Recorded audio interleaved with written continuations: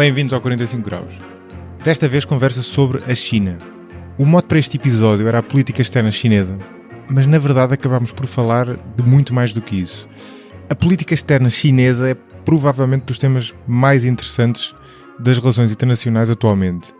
Durante as primeiras décadas de desenvolvimento, a China tinha uma política externa muito discreta, mas tem-se tornado cada vez mais conspícua nas últimas décadas e sobretudo nesta última década de pós-crise financeira. De tal forma que a rivalidade entre China e Estados Unidos é provavelmente o grande tema das relações internacionais para as próximas décadas.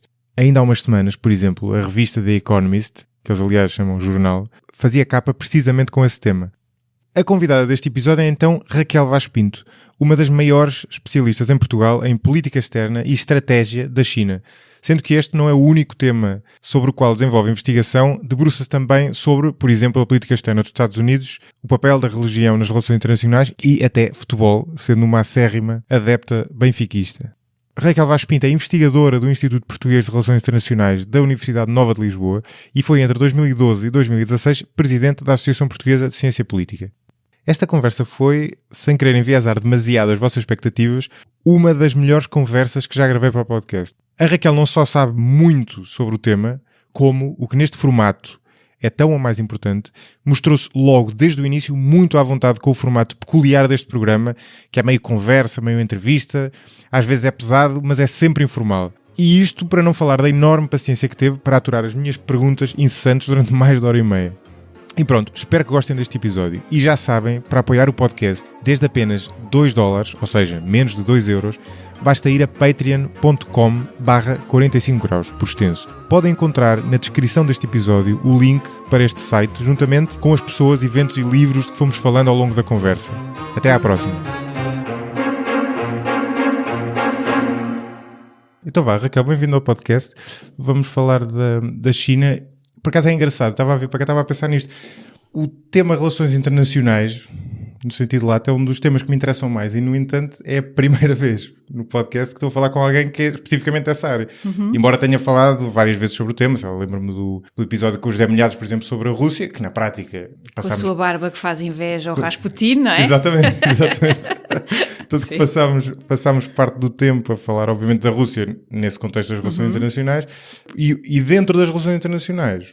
O tema China, que interessa sob vários pontos de vista, mas também desse, é porventura o tema mais interessante no século XXI. Quer dizer, a grande questão é a ascensão da China. Para mim interessa-me especialmente porque eu vivi lá durante quase um ano. Então tive uma experiência de... Quer dizer, como nós estamos ainda há um minuto a falar, aquilo é um continente. Portanto, não é... São sempre experiências parcelares, mas é giro a pessoa ter um contacto direto com o que se passa lá e... Mesmo depois de ter estado lá, eu continuo com a sensação, não sei se partilhas, de que para um ocidental a China é um bocado uma caixa negra, não é? A pessoa tem muita dificuldade em perceber o que se passa lá. Por exemplo, tudo o que são... Então, no campo das relações internacionais, a pessoa sabe relativamente bem aquilo que se passa no Ocidente, não é? onde muitas vezes as discussões são feitas à porta aberta e fazemos a mínima ideia do que eles pensam lá. Mas enfim, pronto, vou-te passar a bola com a propósito da questão de Tiananmen. Estavas a falar há um bocadinho, sobre o qual tens um livro escrito, e que é um tema engraçado, é um tema interessante a vários níveis. É interessante porque toca na questão dos direitos humanos e é também interessante porque é uma espécie de... A maneira como eu olho para isso é que é uma espécie de exceção, é um bocadinho quase a exceção que contraria a regra, ou a exceção que confirma a regra na ascensão da China e na convergência da China, na emergência da China, porque aquilo acontece numa altura em que a China já está a fazer este caminho que nós hoje em dia elogiamos. Exatamente. Mas no início tem aquilo que depois não dá em nada, não é? É um caso incrível, quer dizer, aquilo não dá... Há um aparente protesto que é completamente, quer dizer, contrariado pela força, depois não dá em nada. Mesmo. Como? Esmagado mesmo. Sim, claro. Mas até há aquela imagem daquela... Acho que era uma estátua de liberdade. Não, digo aquela pessoa que se põe à frente de um... Sim, que ainda hoje não se sabe de todo quem é. É uma imagem, é uma fotografia quase icónica, não é? Sim. Porque é um homem com os sacos do supermercado. É um homem, exatamente, é isso. À frente dos tanques, não é? E nós ainda hoje não sabemos de todo a identidade daquela pessoa, mas que no fundo simboliza muito a diferença, a escala, o desfazamento entre o que é o indivíduo e aquele tanque que obviamente personifica, simboliza o Estado chinês na sua faceta mais opressora. Mas eu acho que o que é interessante em relação... De facto, a China é um país fascinante e, como todos os países grandes, é um país que tem várias Chinas, várias perspectivas. É extremamente difícil. Claro, e podemos dizer o mesmo em relação aos outros países. É difícil nós termos uma imagem única do que são os Estados Unidos, que são para nós muito mais próximos, não é? Quer dizer, o que é o Texas não tem nada a ver com o que é Nova Iorque ou outro estado. E, por exemplo, o mesmo podemos dizer em relação à Rússia ou mesmo em relação à Índia. Portanto, a China tem isso. E depois, eu acho que tem muito a ver com a forma como nós entramos num tema ou começamos a preocupar-nos ou a pensar num tema. Nós hoje discutimos, sobretudo, a China nesta perspectiva da China investidor. Ou seja, neste momento, Portugal é dos países mais importantes do ponto de vista do investimento chinês quando olhamos para a Europa. E isso, obviamente, traz a China para as nossas conversas do dia-a-dia, não é? Cada vez que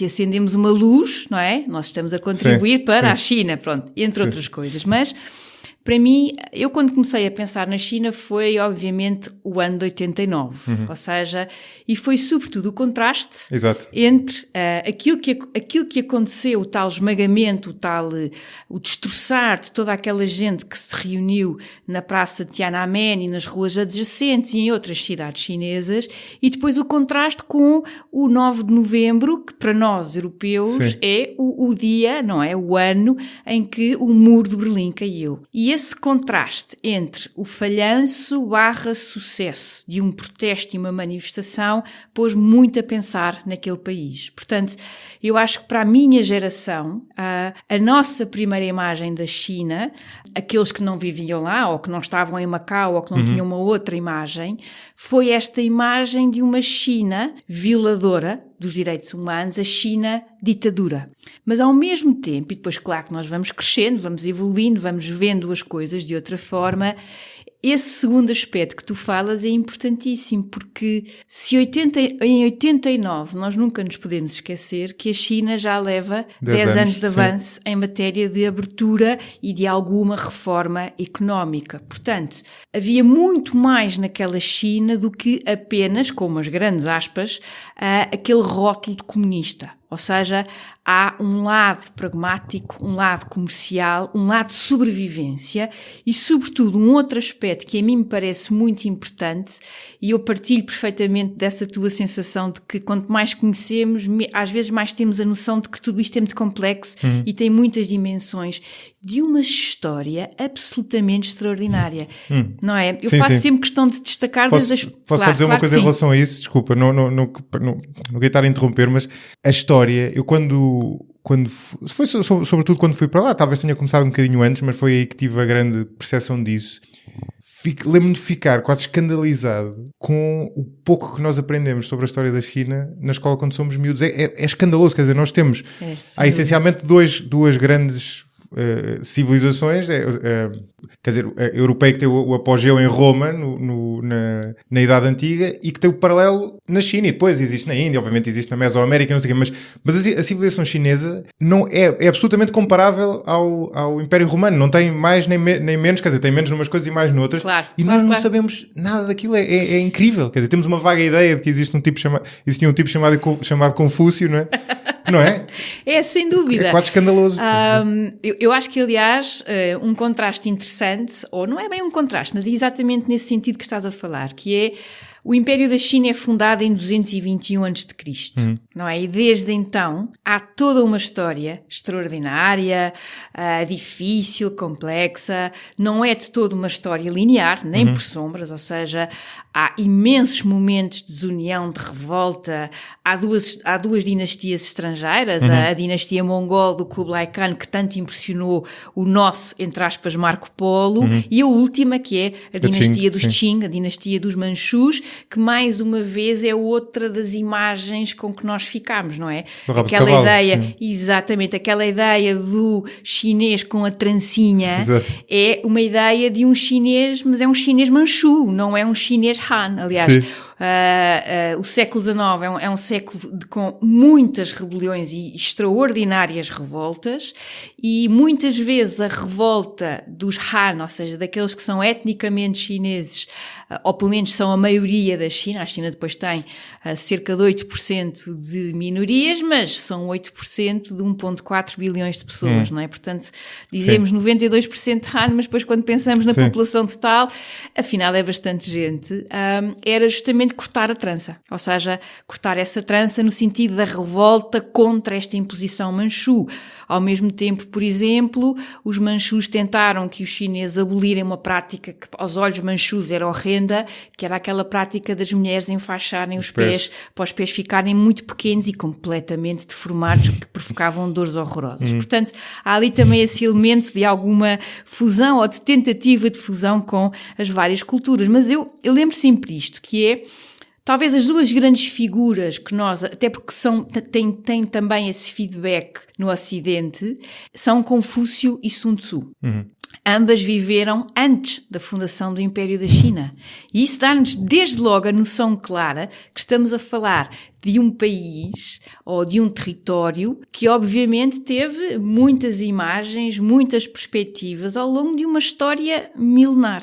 E esse aspecto que estavas a destacar, que eu acho que é extraordinário, e ia de encontro ao livro que eu ia recomendar. Mas posso recomendar já. Posso recomendar sim, já, claro. Que é um livro que se chama As Rotas da Seda, da Silk Roads. Eu li na versão inglesa, na versão original, mas há uma tradução em português, do Peter Frankopan. É dos melhores livros que eu li nos últimos anos. E o que é que ele faz? Ele faz a Rota da Seda desde todo o seu início. E a Rota da Seda verdadeiramente torna-se a tal Rota da Seda quando os romanos conseguem fazer toda aquela ligação, atravessando todos aqueles territórios, que era realmente uma grande aventura, no ano de 116 a.C. e conseguem fazer essa conexão com quem? Com os chineses. Então, mas espera lá. Isso é engraçado, porque isso vai contra uma coisa que eu tinha lido no livro de História da China. É engraçado que se calhar não é verdade.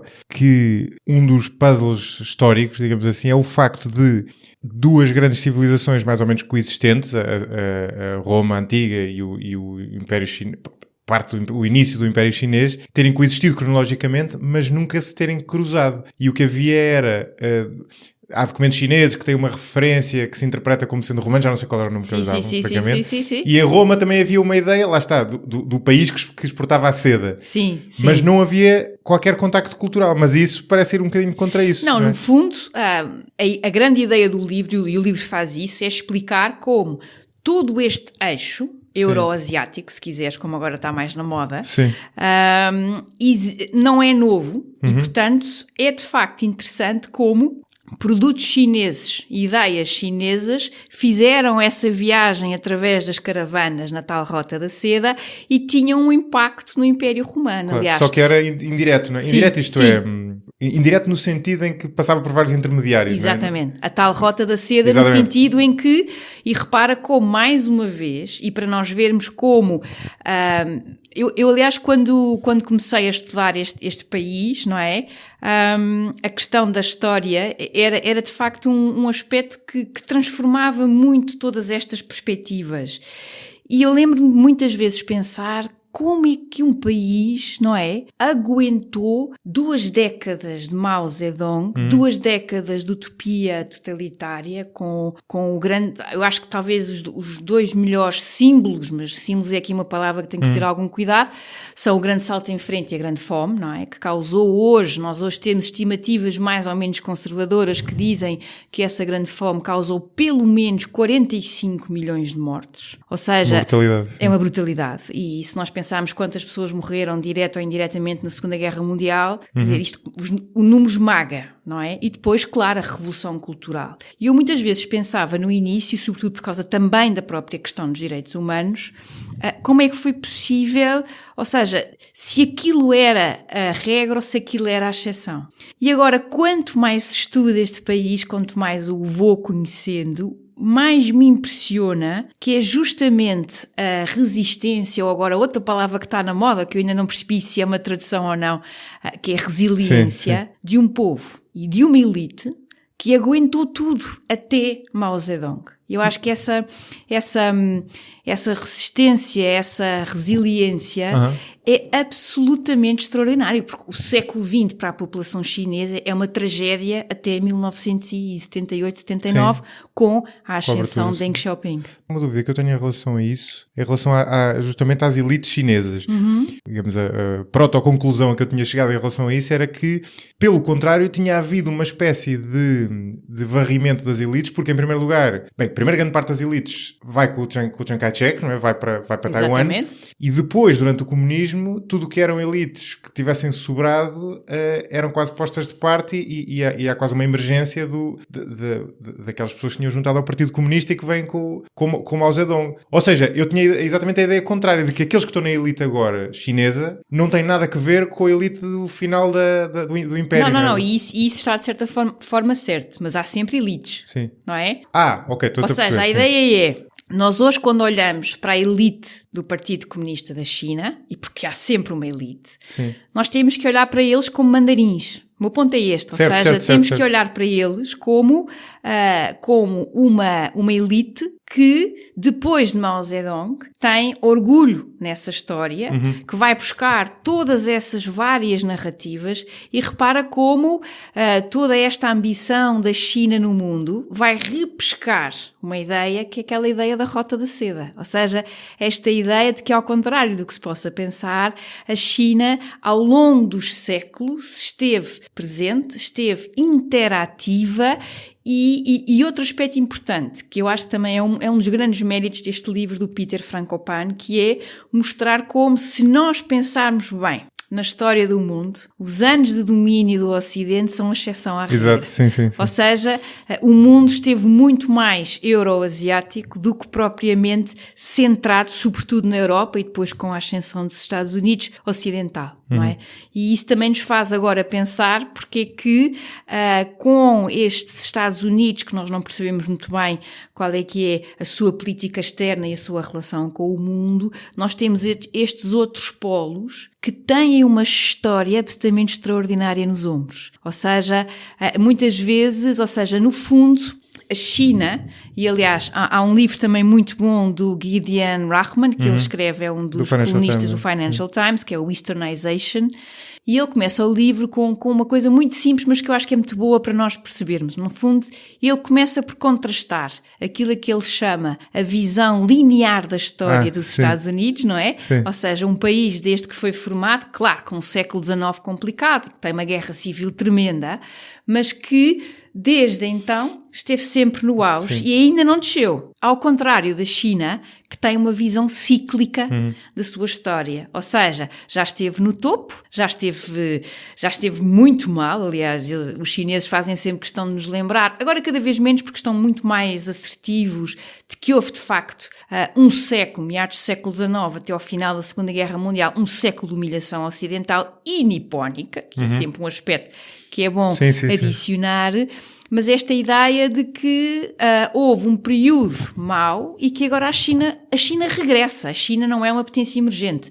A China, pelo contrário, é um país que regressa àquele que é o seu lugar por natureza, que é ser, não digo o centro do mundo, eu acho que a China não tem essa ambição, mas regressa a um lugar que é, por direito próprio, entre aspas, normal para si. não é? E eu acho que essa é uma perspectiva interessante. Nós muitas vezes, nós também temos essa perspectiva. Nós europeus temos uma história longuíssima, não é? Sim, é verdade, mas eu acho que o nosso raciocínio é muito mais parecido com o americano nesse sentido da linearidade.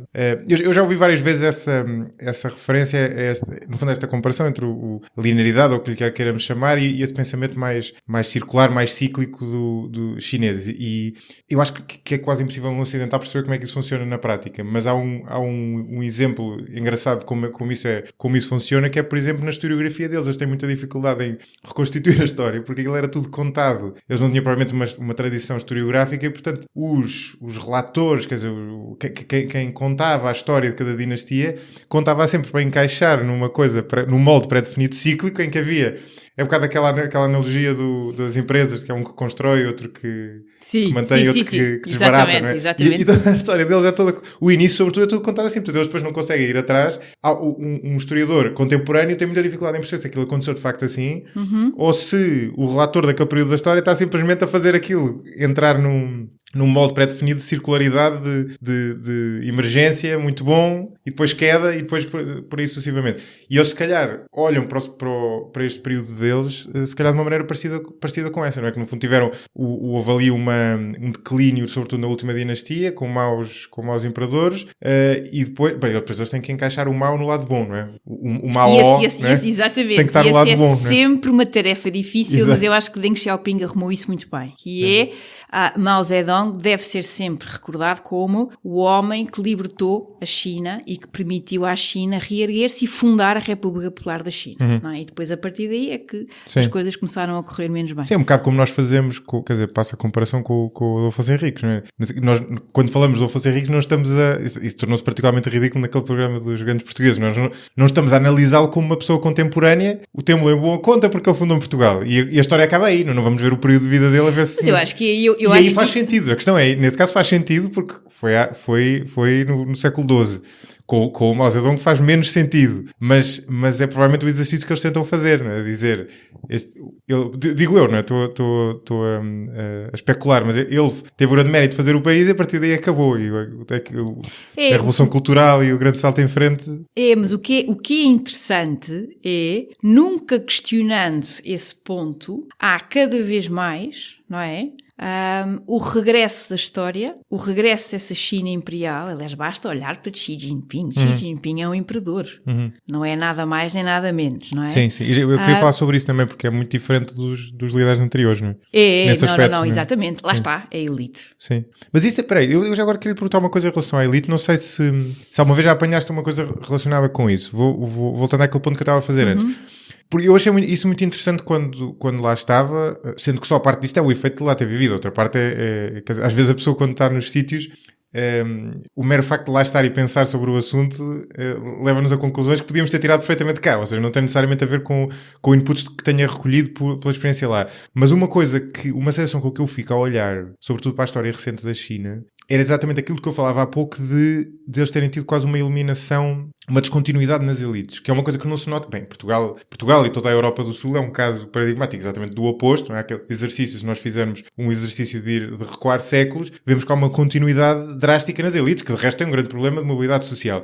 Mas a antítese disso, ou seja, a eliminação de elites também pode ter problemas. E na China, a sensação com que eu fico é que todas as pessoas, todos os membros da elite atual não trazem consigo nenhuma tradição, nenhum capital de práticas da China Imperial. E, portanto, há uma série de... Quer dizer, toda a nobreza da China Imperial foi completamente cortada. Parte terá ido com o Chiang Kai-shek, imagino. Parte terá sido completamente deposta. E, portanto, há essa espécie de descontinuidade que, culturalmente, não sei que impacto terá. Porque, por um lado, eles parecem ter um modelo muito como é que se diz em português? Confucionista. Sim. Parecem ter um modelo muito confucionista, mas por outro lado, a sensação que eu tenho é que isto são pessoas que emergiram muito recentemente. Quer dizer, não trazem a tradição da China antiga. E, portanto, há uma continuidade do país, há uma continuidade cultural no sentido lato, mas há de haver ali por baixo diferenças grandes Não sei se estou a explicar bem. Não, estou a perceber lindamente. Claro que grande parte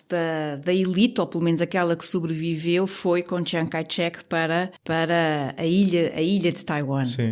E aliás, Chiang Kai-shek fez mais. Chiang Kai-shek fez algo que nós todos... Enfim, Chiang Kai-shek era um ditador com todas as letras, portanto também nesse aspecto não há aqui muito a avançar, mas fez uma coisa que foi muito importante, que foi ter levado grande parte desses tesouros dessa China imperial do ponto de vista da arte e levou-os para Taipei, onde aliás estão no Museu Fabuloso. Sempre que alguém me pergunta por onde é que deve começar a visitar a China, eu recomendo Taipei e recomendo este museu, que é o Museu do Palácio Nacional, em que no fundo tudo o que é a China até 49 está lá.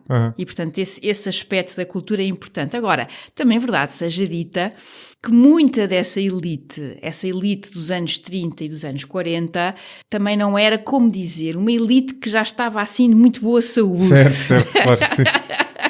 E com imensa corrupção, que aliás é uma das características, sobretudo nos anos finais de Chiang Kai-shek, mas ao mesmo tempo, e indo de encontro a esse aspecto que estavas a destacar, eu acho que quando hoje em dia eu olho e conheço estas pessoas e tudo isto, eu tenho a imagem exatamente oposta. É de que aqueles 2 anos de Mao Zedong foram uma exceção, foram esse corte, mas é um corte que dura pouco, porque há de facto esta geração e este Xi Jinping que está no poder, eu acho que é um excelente exemplo, o conhecimento que ele tem dos clássicos chineses, a forma como ele gosta muito de estar sempre a citar pensadores anteriores, que de comunista tem zero, não é? E sobretudo esta noção clara de que voltámos a estar em cima. E voltámos a estar em cima com muitos aspectos importantes, claro, e por isso é que eu há bocado dizia que eu quando olho para esta elite, olho para eles como mandarins com uma roupa diferente, com um fato diferente, mas mandarins à mesma. E aliás, é interessante perceber que quando acontece o grande salto em frente, que era no fundo, para resumir, Mao Zedong queria fazer a Revolução Industrial, que como todos nós sabemos, foi uma coisa muito rápida, não é? E queria fazer a Revolução Industrial na China em poucos anos. E aquilo, claro que foi um falhanço total, levou à tal grande fome. E quando aquilo termina, percebe-se claramente que, entre várias coisas, Mao não percebe nada de economia. E não percebe, aliás, muito mais coisas. E isso foi interessante, porque provocou na tal elite comunista, se quiseres, ou na elite maoísta, para sermos absolutamente corretos, provocou um choque. E é esse choque que vai levar à Revolução Cultural, no qual está inserido o nosso Deng Xiaoping. Porque Deng Xiaoping é uma das grandes vítimas das purgas, ou seja, no fundo, a elite começa a revoltar-se contra o próprio Mao Zedong. E, aliás, a grande vítima da Revolução Cultural são os quadros do Partido Comunista da China. Ou seja, no fundo, Mao queria livrar-se, e por isso é que ele faz aquele apelo aos jovens, não é? Vai diretamente aos jovens, aos tais guardas vermelhos, não é? Porque justamente a elite do partido o que queria era deixar de ter um líder vitalício com caprichos. E eu acho que esse é outro dos aspectos importantes, que acho que é um conceito importante para nós percebermos esta China, que é um conceito muito trabalhado por vários autores. David Chambot será talvez aquele que melhor se destaca, que é esta ideia do partido-Estado. Ou seja, eu não consigo perceber a China de hoje se não perceber que o partido é mais importante que o Estado, ou seja, qual é o lugar? Há 3 lugares fundamentais na China. Exato. Secretário-Geral do Partido Comunista, Presidente da China e, no fundo, o Presidente da Comissão dos Assuntos Militares. Neste momento, Xi Jinping detém os 3. Dos 3, aquele que verdadeiramente me interessa é saber quem é o Secretário-Geral do Partido. E aqui o partido, no fundo, tem ainda alguma coisa de comunista. Eu acho que tem sobretudo de leninista. Exato. Esta ideia de ser o partido da vanguarda que vai liderar esta redistribuição do crescimento económico para todas as áreas na China, e eu acho que esse é um aspecto importantíssimo. Ou seja, há de facto aqui uma noção muito clara por parte destas elites do partido que, mais uma vez, nós temos que pensar e voltar a 79.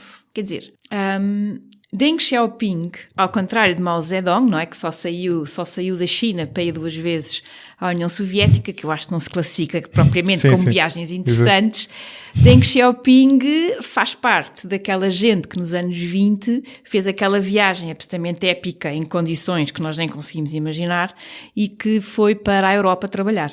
E, aliás, é justamente em França que ele conhece Zhou Enlai e que adere ao Partido Comunista. E nessa viagem épica, que no fundo lhe deu a tal mundivisão, ou seja, ele percebeu claramente como é que no fundo o resto do mundo funcionava.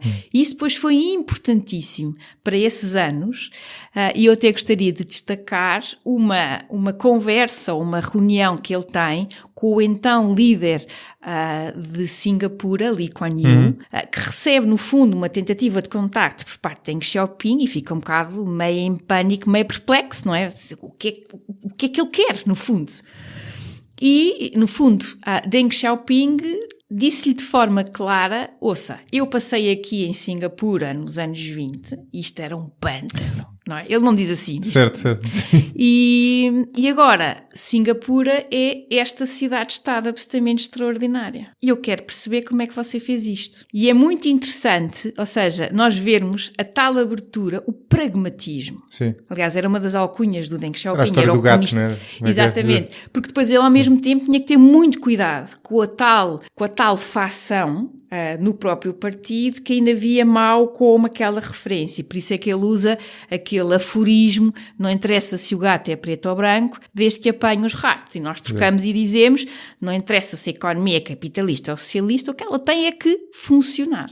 E é essa capacidade de ir mais além, de pensar para além do que era uma espécie de uma camisa de forças ideológica, que a China não tinha, que permitiu à China ser capaz de, em 1989, já ter 10 anos de avanço, quando o muro de Berlim caiu. Portanto, eu acho que esse momento que nós falávamos há bocado é muito revelador.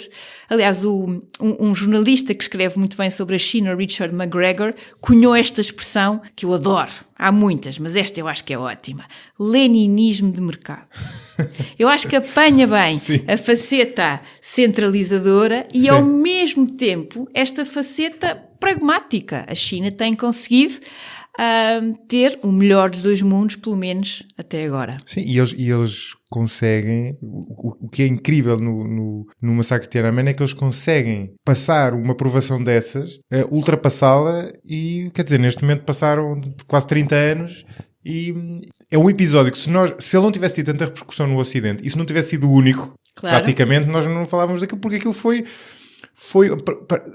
quer dizer, se fizesse um livro sobre a ascensão da China, aquilo do ponto de vista económico-político é quase uma nota de rodapé. Eu não quero dizer com isto, claro que o lado humanitário obviamente é muito mais importante. Não, de todo, é uma tragédia humana horrível. Agora, desse ponto de vista, aquilo é uma nota de rodapé, porque é uma coisa que passa, e não tem impacto nenhum. E isso é justamente uma das acusações dos chineses, Sim. que dizem de forma clara. Bom, primeiro, eu acho que essa China não estava preparada para o poder dos mídia. E, portanto, ficaram perplexos com estas reações. Ou seja, e porquê é que estava lá todo aquele aparato mediático? Porque em maio, não é? Ia ter lugar a grande cimeira entre Gorbachev e os líderes chineses, que no fundo fazia aquela ou normalização. Eu acho que as relações entre a União Soviética e a China nunca foram normais. Aliás, a relação, nós hoje sabemos, na altura não se sabia, como é evidente, mas a relação entre Mao Zedong e Stalin era péssima, mas péssima. E no fundo esta ida de Gorbachev a Beijing era no fundo voltar a normalizar as relações, e era ele que ia à China. E portanto, mas como em abril morre um líder de morte natural, que é coisa que eu digo sempre aos meus alunos, porque há sempre esta coisa da conspiração. Mas a China era a China era um bocadinho mais branda do que a União Soviética, apesar de tudo, nessas purgas. Nessas purgas depende. A União Soviética normalmente limpava o sebo, faço a expressão, não é?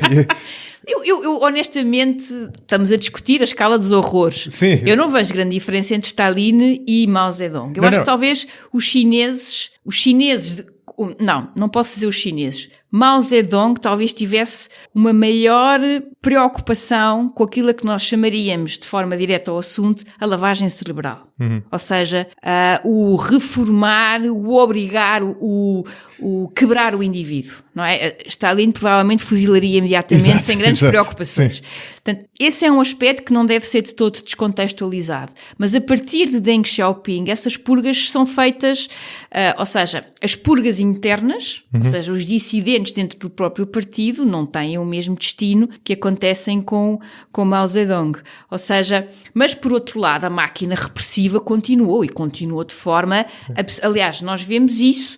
Uma das figuras mais fascinantes, e basta ler aquilo que ele escreveu, e que obviamente lhe mereceu o Prémio Nobel da Paz, Liu Xiaobo, em 2010, e é um nome que nós devíamos todos saber de cor, porque de facto foi alguém que foi julgado, que foi preso, que não pôde receber o Prémio Nobel da Paz, ficou lá, a cadeirinha vazia, que eu acho que é simbolicamente importante, e que morreu na cadeia, não é? Portanto, e alguém que escrevia de forma direta as questões enquanto nós formos uma ditadura, este país não vai poder evoluir, não vai poder andar para a frente, no fundo. E, portanto, a máquina de repressão, a China é uma ditadura absolutamente sofisticada e, ao contrário de outras ditaduras, sei lá, como o Turcomenistão, há um processo interno de, se quiseres, de uma certa meritocracia neste sentido. Ou seja, um líder, para chegar a líder, passa por uma série de testes internos, seja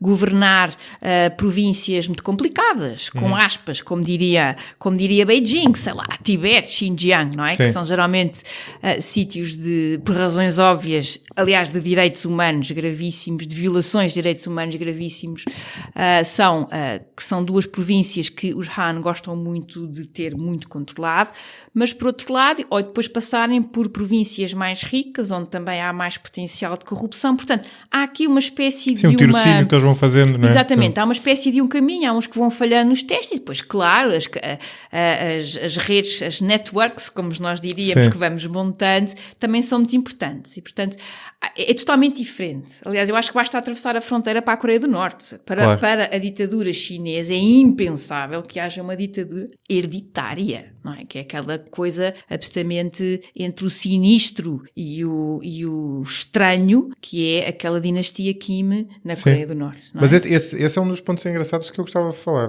Essa questão da especificidade da ditadura chinesa. Só em relação àquilo que eu ia dizer há bocadinho é que... Sim. Eu não te deixei falar. Se os chineses... eu às vezes tenho a tentação de interromper demais, mas se os chineses fossem como os soviéticos, o Deng Xiaoping nunca tinha chegado a líder porque tinha sido logo morto. Pronto, está feito. Não é? Essa exatamente.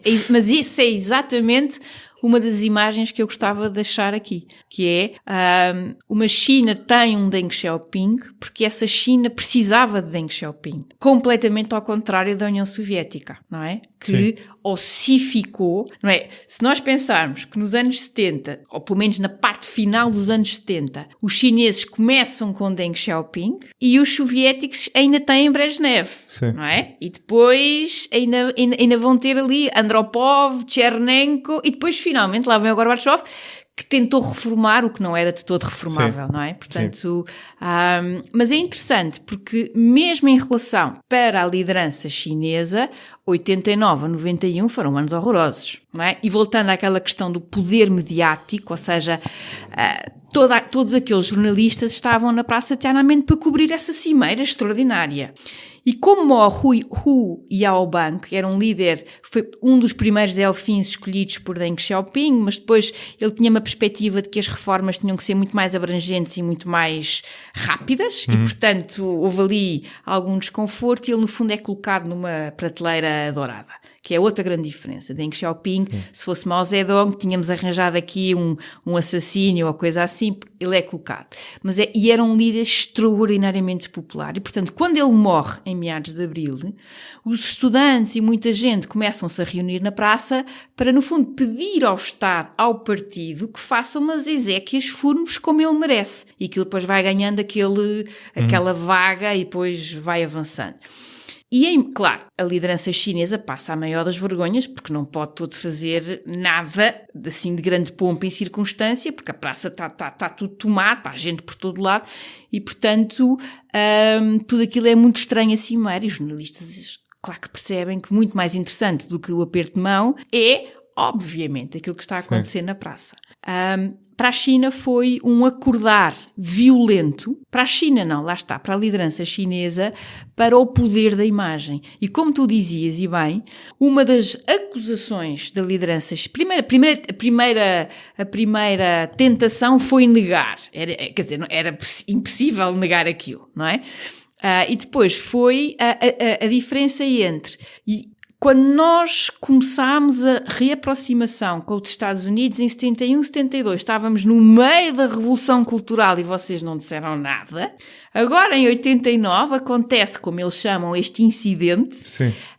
E há este escândalo todo, porque não perceberam de todo, não foram capazes de compreender o impacto. A razão que tu dizes é exatamente essa, porque nós não percebíamos o que é que acontecia na China, não tínhamos informação e, sobretudo, nessa altura, muito poucas pessoas falavam sequer chinês, não é? E, portanto, nesse aspecto, a informação era extraordinariamente difícil. 89 foi visto na televisão. Aliás, já não me lembro qual é o autor, eu penso que é o Harry Harding, que no fundo diz 3/4 da população americana ou daqueles que veem televisão, já não me recordo dos números, viu aquilo. A partir do momento em que isso acontece, há obviamente uma opinião pública norte-americana que de repente acorda para esta China autoritária, completamente em contraste com a visita histórica que Deng Xiaoping faz no final de 78, que há aquela fotografia fabulosa, Deng Xiaoping que fez uma turnê pelos Estados Unidos, um case study de sucesso, e há uma fotografia absolutamente deliciosa, mas que hoje nenhum presidente da China faria aquela fotografia, lá está, sim, com um chapéu gigante texano, no rodeio, não é? Exato, exato. Um chapéu gigante de texano, de cowboy, vá lá. Hoje em dia é inimaginável pensarmos que Xi Jinping faria aquilo, nem pensar, não é? Portanto, há esta China, que é uma China diferente daquela a que estávamos habituados a pensar, a minha geração que tem aquele impacto com esta questão dos direitos humanos e, obviamente, ao mesmo tempo, a geração anterior que pensa na China como comunista, não é? E, portanto, e do outro lado da Guerra Fria, embora a relação da China com a União Soviética tenha sido uma relação extremamente complicada. Sim. E também, no fundo, este ponto de que, mesmo hoje em dia, e essa era outra ideia que eu também gostava de deixar, que é esta ideia do império centrífugo. Ou seja, que é de um professor, Jai Ho Chung, que no fundo a ideia dele é esta, de que ao longo da tal imensa história da China, há esta ideia desta China, destas províncias, destas pessoas que se afastam do centro. E a história da China pode ser contada como a tentativa do centro de controlar todas estas regiões, estas pessoas que de forma passiva, dissimulada ou ativa vai fazendo a sua vida sem se preocupar muito com ou tentando não contestar o centro, mas mantendo a sua vida. Sim. Isso é muito engraçado porque isso nota-se muito bem na China hoje em dia, aquela questão de o centro, isto é, o Estado Central, preocupa-se, o partido, o governo preocupa-se em controlar determinadas coisas que são fundamentais e depois está-se um bocadinho nas cintas para as outras. E quando digo outras é, por exemplo, há regras de trânsito. Um chinês típico infringe uma série de regras de trânsito. Uma vez apanhei o susto da minha vida em Tianjin, quando ia com uma amiga minha, estávamos numa conferência, quando chegamos a uma rotunda, o condutor do táxi olhou para a rotunda, viu que aquela parte toda à direita estava cheia de gente e fez a rotunda pela esquerda. E eu estava lá atrás com a minha amiga e dizia assim, saímos já aqui ou continuamos? Ela olhou para mim, não, continuamos, o hotel é já ali, pronto. É um de muitos exemplos. Por acaso eu não tenho vários, não tenho um tão bom como esse. Não, mas isso é típico, eles fazem-no. E isso lembra-me um bocadinho, em certo sentido, com as devidas distâncias, Portugal. Eu acho a cultura chinesa, eu acho Portugal dos países europeus com uma cultura mais parecida com a cultura chinesa em vários aspectos. Um deles é essa espécie de muitas regras, mas para serem um pouco cumpridas, sobretudo neste tipo de coisas mais comezinhas. Depois o facto da sociedade ser relativamente coletivista, a sociedade chinesa é muito coletivista, o papel da família, da comunidade, e a portuguesa à escala europeia também é. Sim, à escala europeia, à escala europeia, não é? Não à escala mundial. E é engraçado essa... E eles, nota-se que historicamente eles se habituaram a conviver com isso, e nós também. A nossa história, embora sejamos um país muito mais pequeno, também é um bocadinho essa história, quer dizer, a pessoa está fora do centro e tem aquela coisa do... Claro que isto varia, e o norte, por exemplo, Portugal, mesmo sendo um país pequeno, é diferente do sul. Claro. Mas há muito essa lógica mesmo no Estado Novo, por exemplo, havia determinadas coisas que as pessoas sabiam que não convinha ter determinadas conversas nos cafés. Depois o resto, no resto havia uma série de liberdades que hoje em dia a pessoa até não tem noção, porque o Estado não estava interessado, sabia que não conseguia... Não era tentacular o suficiente para chegar tão longe. E a sensação que eu tenho é que na China é um bocadinho assim, ou seja, o Estado está muito preocupado com determinadas coisas e há pontos vermelhos os quais não convém que eles passem. Literalmente vermelhos, não boa. É? Exatamente. Depois o resto, eles estão-se um bocadinho nas tintas. Mas pronto, isto era só uma parte... Não, mas esse aspecto é um aspecto fundamental, porque lá está, é outra imagem. Sim. Não é? A imagem da China ditadura fortíssima, que não tenhamos quaisquer ilusões, ou seja... É uma ditadura sofisticada, é uma ditadura que tem uma estratégia, ou seja, que pensa na sua sobrevivência a médio e longo prazo. Não pensa como, eu estou sempre a usar o exemplo do Turcomenistão, mas podíamos usar outros. Outristão.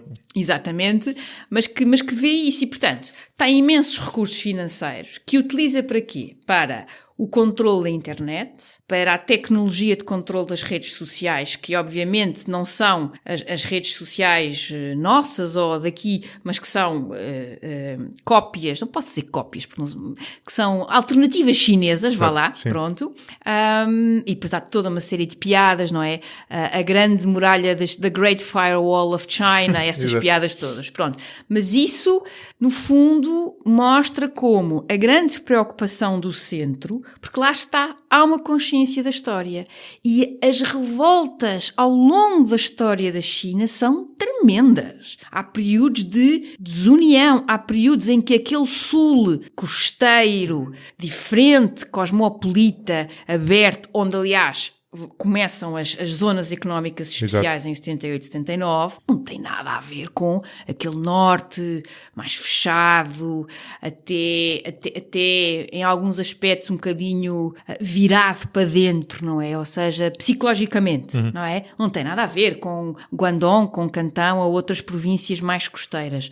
E, no fundo, isso também nos ajuda a perceber como a China tem apostado tremendamente, quer na inteligência artificial, quer nestes meios tecnológicos, quer, por exemplo, uma coisa que é assustadora, é quase orwelliana, que eles têm feito, claro, em Xinjiang, a província a norte do Tibete, onde a maioria das pessoas são uigures muçulmanas, ou pelo menos são a maioria, mas há cada vez mais migração Han, justamente para eliminar também não é uma boa palavra, mas para diluir, no fundo, exatamente, diluir, boa, para diluir essa presença religiosa e essa identidade que é o reconhecimento facial. Portanto, há ali elementos, mas por outro lado, dito tudo isto, as grandes preocupações do partido são sempre internas. E isso ajuda-nos a perceber como é que a China, que tem o segundo maior orçamento de defesa do mundo, depois dos Estados Unidos, é claro, e o gap entre os Estados Unidos e a China é tremendo, embora nós possamos, obviamente... Sim.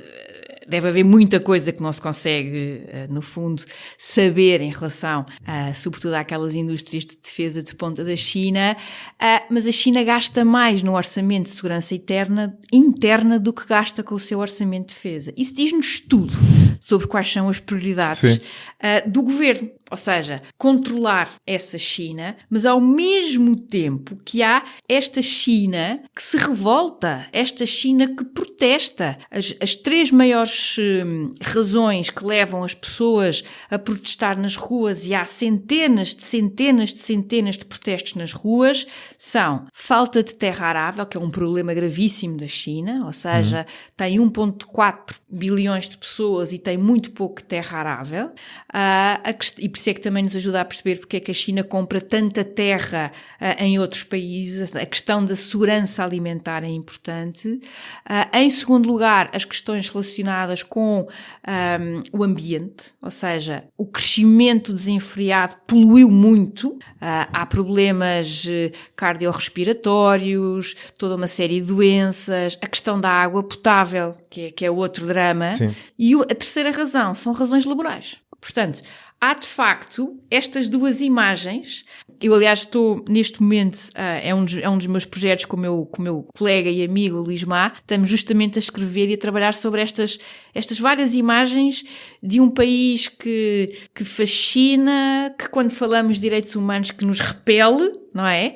Mas que ao mesmo tempo também tem que ser entendido. Ou seja, e nós portugueses, tendo em conta o peso da China na nossa, pelo menos em alguns setores estratégicos para Portugal, essas Chinas têm que ser entendidas. Sobretudo numa época, num tempo, em que nós vemos sinais muito que nos alertam, que nos preocupam da saúde das nossas democracias liberais. Exato.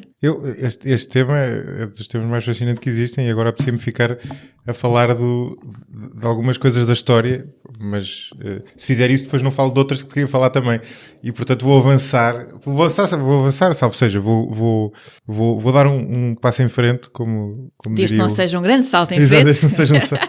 Como é que diz? Era o Lenin que dizia aquela do dar um passo atrás para dar dois em frente, não era?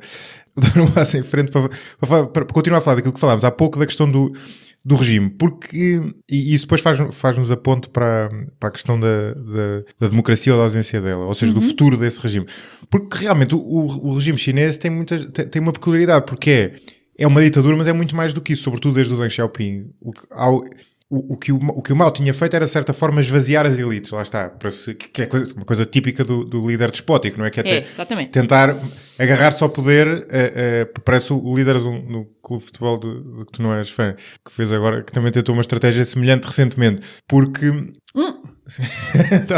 O óbvio! O óbvio, exatamente.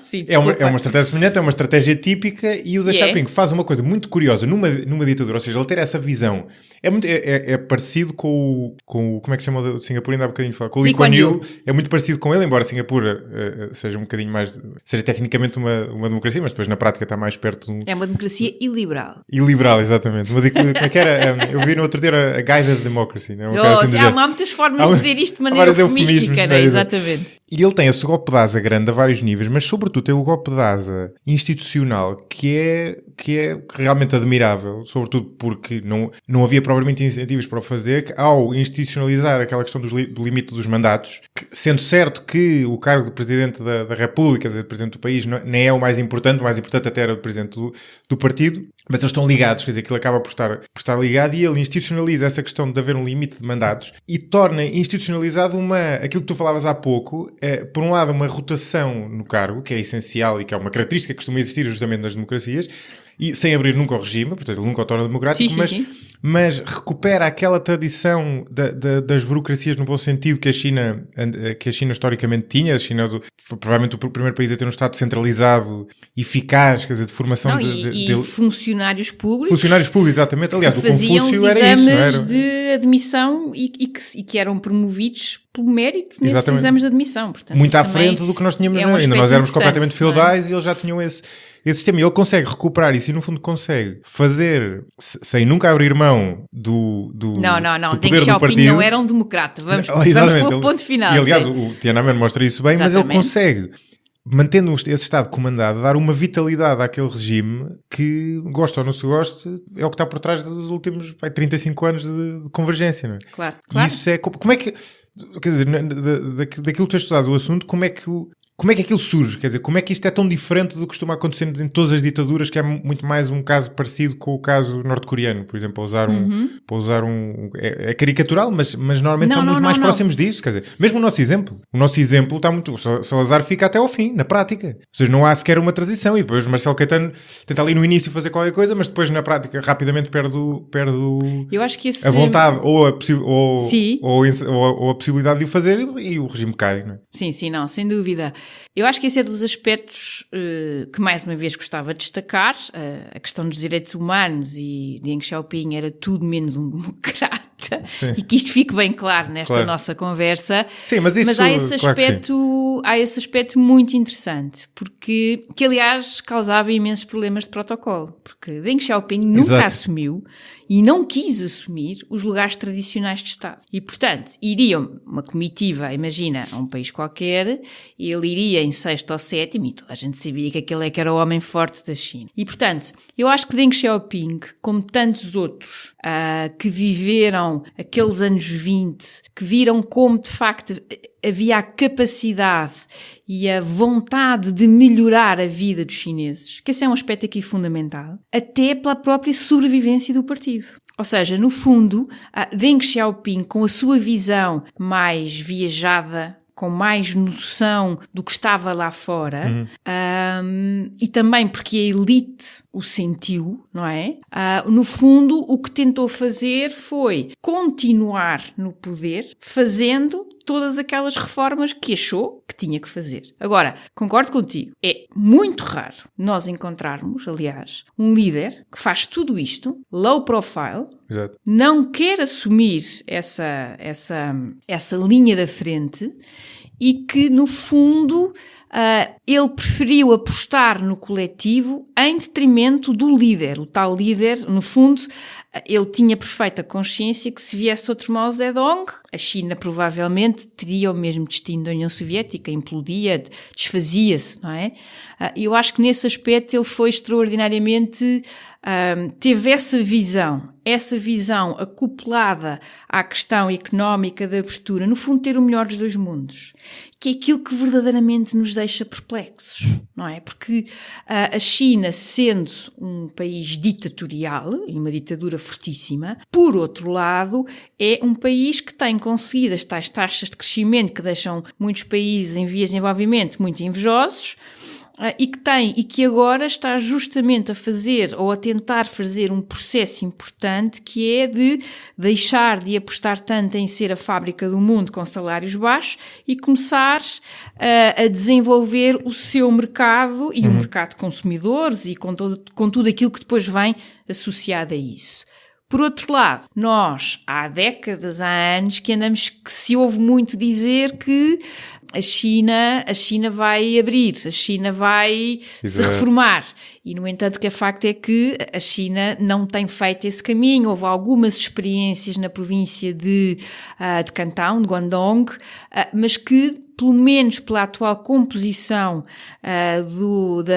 do Comitê Permanente do Politburo do Partido Comunista da China, que são os chamados 7 Magníficos, ou os 7 Imortais, se quiseres, o que nós vemos é que essa linha foi talvez posta um bocadinho em banho-maria. Porque havia, de facto, um aspecto importantíssimo que foi sempre, ou pelo menos foi uma das grandes razões de queda, seja de dinastias, seja de governos, que é a questão da corrupção. E, portanto, eu acho que essa é a principal razão pela qual Xi Jinping lhe foi permitido reforçar, de certa forma, o poder, afastar o Bo Xilai, que era o seu grande rival, e afastou-o com toda a classe, com todo um melodrama, não é? E com um julgamento, tudo aquilo muito populista, com um aspecto claramente de mensagem. Eu acho que essa é a grande razão. Mas se ao mesmo tempo nós vemos esta questão de uma grande força, por outro lado vemos momentos de, quando nós precisamos de mostrar muito que somos fortes, é porque somos fracos. Exato. E eu dou um exemplo, pode até parecer um bocadinho ridículo, mas que eu acho que é relevante. Ainda esta semana saiu uma notícia de que um jogador brasileiro da Liga Chinesa, eu recuso-me a dizer Superliga Chinesa, que é preciso ter vergonha. Que é o nome oficial, que é o Tardelli, que vai ser sancionado, porque durante o hino da China não esteve hirto. E, portanto, já não sei, ele olhou para baixo e mexeu na cara. É qualquer coisa assim ridícula.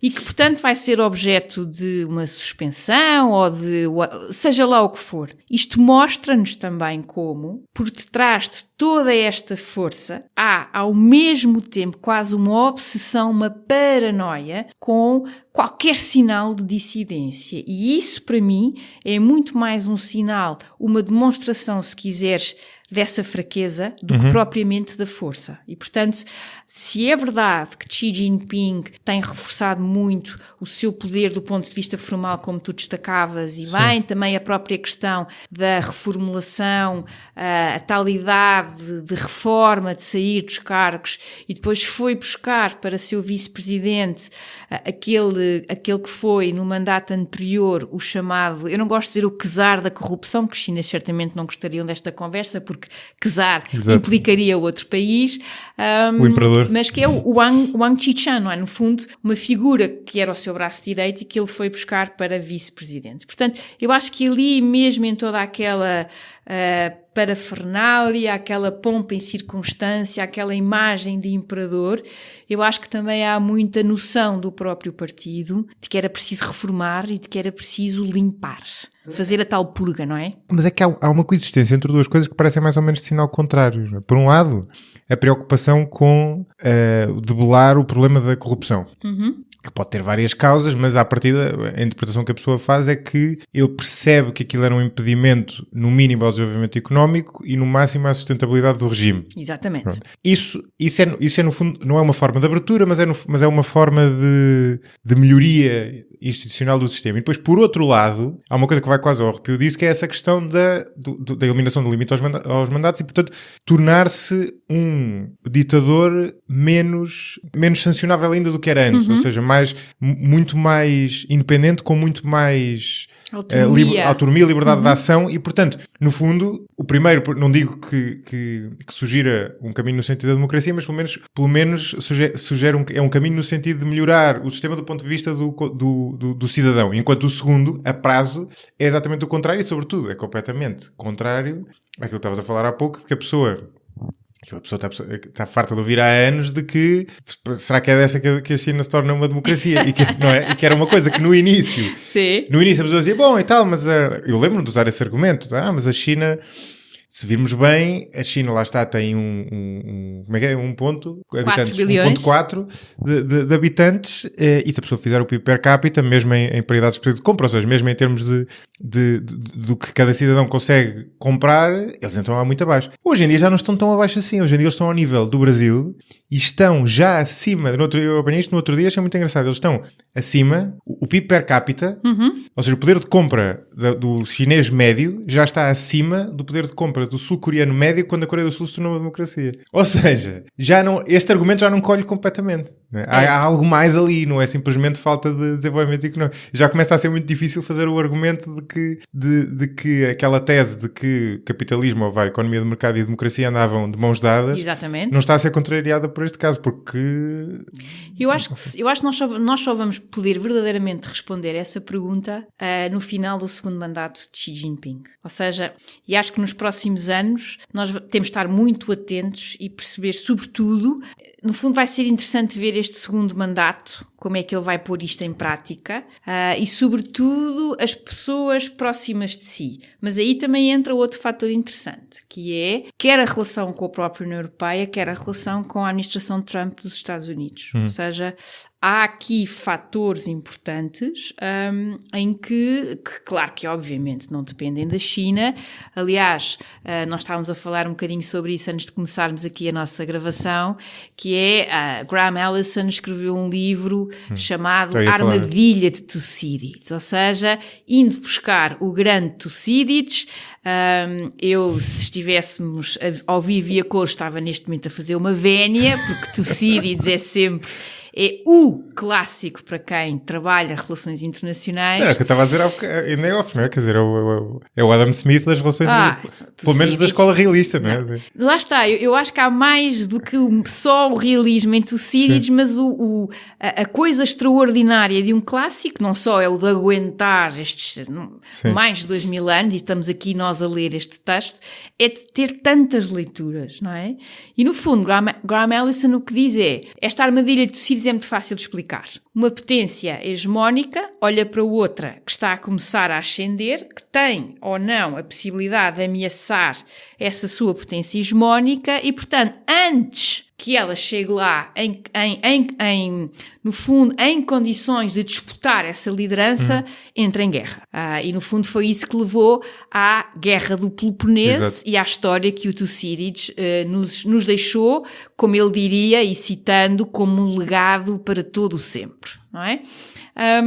E no fundo, ele depois Graham Allison vai buscar uma série de exemplos históricos, mas o que eu acho ali verdadeiramente interessante é que há muitos fatores que nós de todo não controlamos. Ou seja, e o próprio Tucídides, neste seu livro fabuloso, dá-nos muitos exemplos e muitos pontos importantes. Olha, desde logo, eu acho talvez, e por isso é que eu acho que ele tem obviamente uma leitura realista, e lá vamos buscar o diálogo de Melos e tal, mas há muitas outras leituras. Eu acho que aquela sua forma de descrever de forma, aquele seu estilo tão minucioso, mostra-nos claramente, por exemplo, 3 aspectos importantíssimos que também influenciam, obviamente, esta evolução ou esta conjuntura da relação entre as 2 maiores economias do mundo hoje em dia. Primeiro, a questão da liderança, não é? Nós, quando lemos Tucídides, para nós é evidente que há uma democracia com Péricles, que é o grande líder, passa a expressão não comunista aqui neste sentido.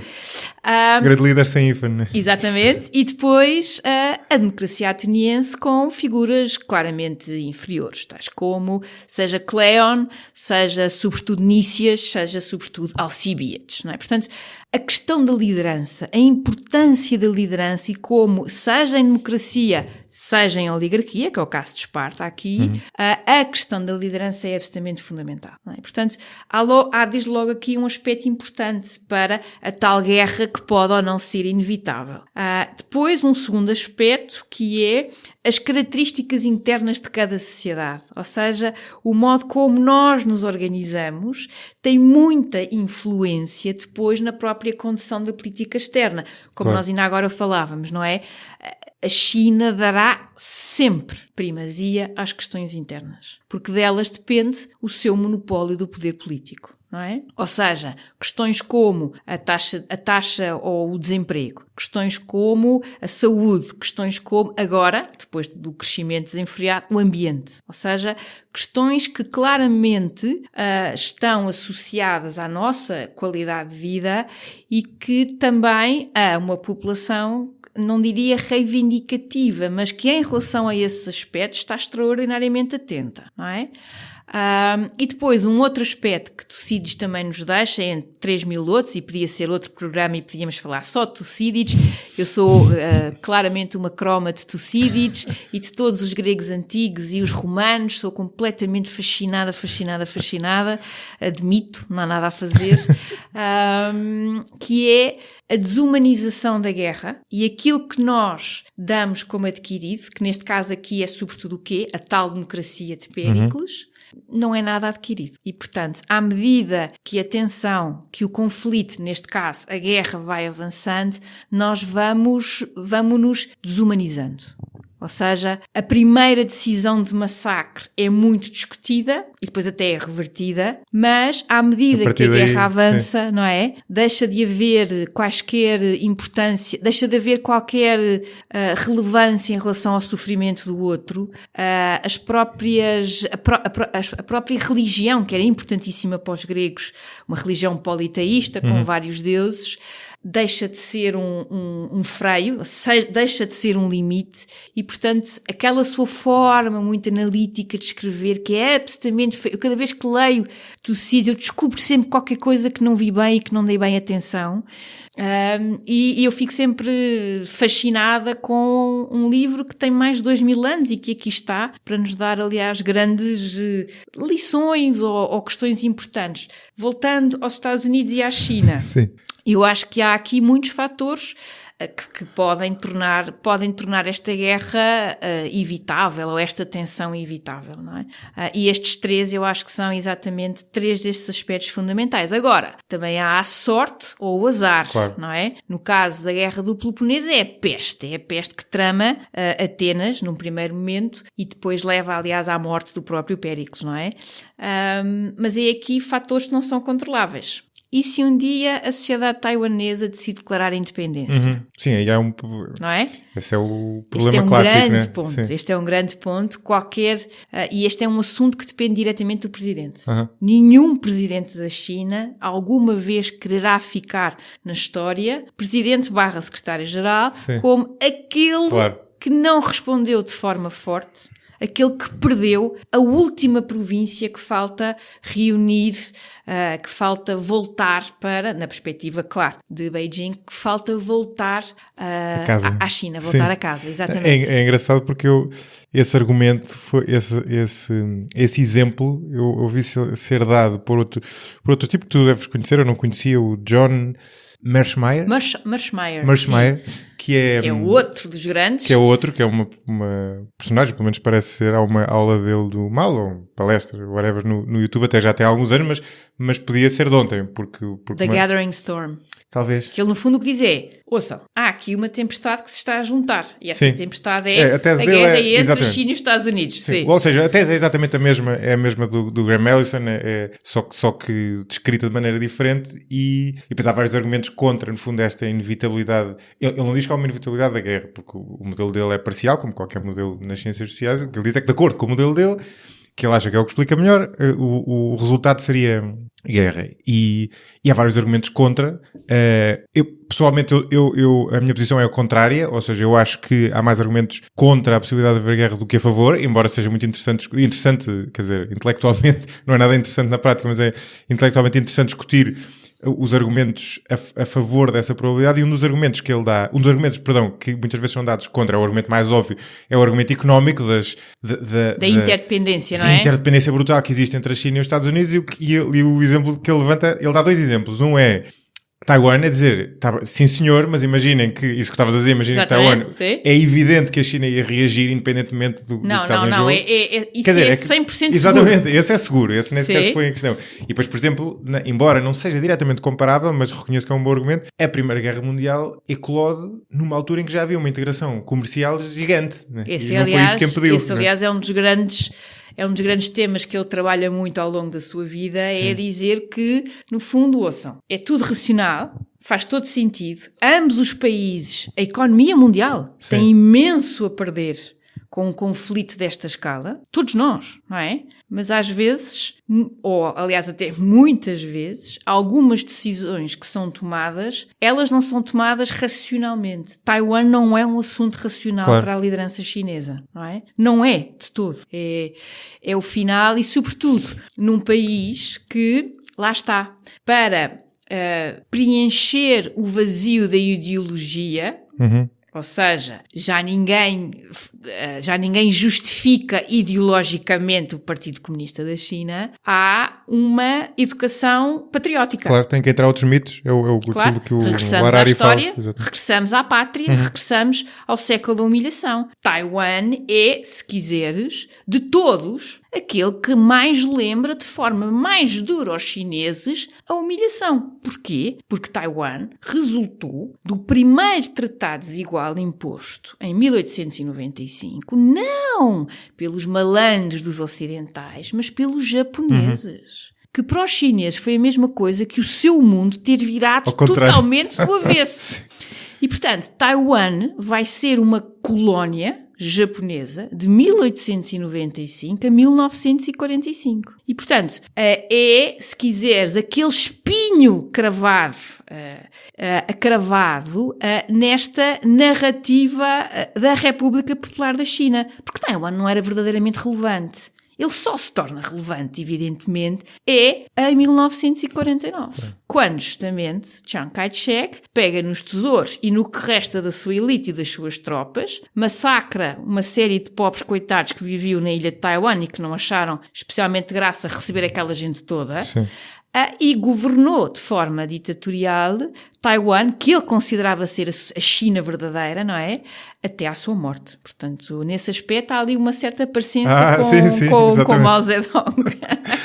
E é engraçado porque o que tu estás a chamar a atenção é para o facto de os próprios chineses, isto é, neste caso o povo chinês, terem interesses que vão para lá do interesse do bem-estar económico, que é evidente. Temos um monte de exemplos que provam isso e qualquer um de nós pode, pelo menos em certo sentido, rever nisso.